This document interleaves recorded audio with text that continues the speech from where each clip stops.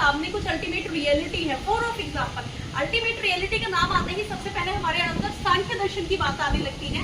सांख्य दर्शन के अंदर ultimate reality कितनी है? दो, यानी पुरुषा है वो प्रकृति है। पुरुषा को क्या माना है?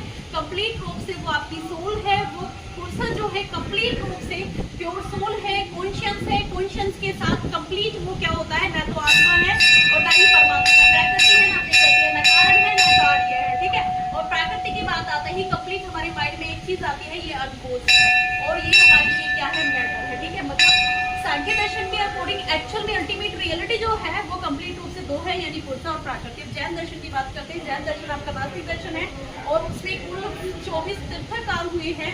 साथ के साथ अगर मैं उसमें बात करूँ, हालांकि बहुत ब्रॉड कॉन्सेप्ट है, वो ब्रॉड कॉन्सेप्ट आपको डिस्क्रिप्शन के लिंक पे मिलेगा। कंप्लीट चीज आप मुझे वहां से सब्सक्राइब करने के साथ साथ वहां से एनालाइसिस चीजों को कर सकते हैं, क्योंकि ये कहता है कि अल्टीमेट रियलिटी बहुत सारी है, अनेकांतवाद है, बहुवाद है, सापेक्षवाद है, क्योंकि कंप्लीट आपको सिर्फ एक एक कीवर्ड को अप्रोच करना है। जैसे अगर मैं बात करूँ वेदांत दर्शन की, वेदांत दर्शन के अंदर आता है कि हम उस चीज को ना एक्चुअल में डिस्क्राइब नहीं कर सकते। वेदांत क्या कहता है कि अल्टीमेट रियलिटी जो है ना केवल भ्रम है, भ्रम ही सत्य है।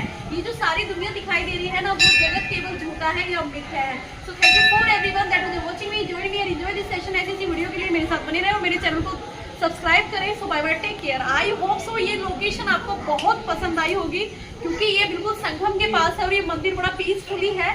जब भी आपको कभी भी संगम आने का चांस लगे, प्रयागराज आने का चांस मिले, तो आप जरूर इस लोकेशन पे आना। So thank you for everyone.